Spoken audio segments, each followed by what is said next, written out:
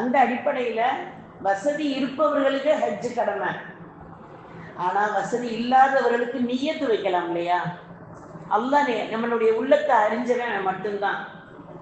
யா அல்லாஹ், என்னுடைய வாழ்நாள்ல நான் ஹஜ்ஜு செய்யணும், அதுக்குள்ள தகுதி எனக்கு கொடுத்துறியா அல்லாஹ் அப்படின்னு நம்ம நியத்து வச்சோம்னா நிச்சயமா அல்லாஹ் நிறைவேற்றி கொடுப்பான்.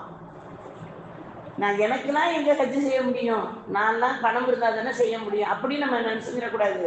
நம்மளையே நம்ம பலகீனமாக மாற்றிக்கொள்ளக்கூடாது அப்படிங்கிறத முதல் கடமையாக நம்ம எடுத்துக்கிறோம். இப்ப நம்ம எல்லாருக்குமே ஹஜ்ஜு அப்படின்றாலே ஒரு பெரிய அமல்ங்கிறது உங்களுக்கு நல்லா தெரியும். அந்த ஹஜ்ஜுக்கு போறவங்களை பார்த்து நம்ம சொல்லுவோம் துவா செய்யுங்கன்னு.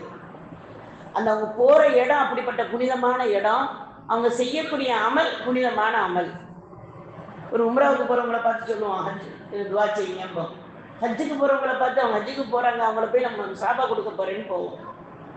அப்ப அல்ஹம்துலில்லாஹ் அந்த மாதிரி ஒரு உன்னதமான இடத்துக்கு உன்னதமான அமல் செய்யக்கூடிய போறவங்க எல்லாருமே அல்லாஹ்வின் விருந்தாளிகள்.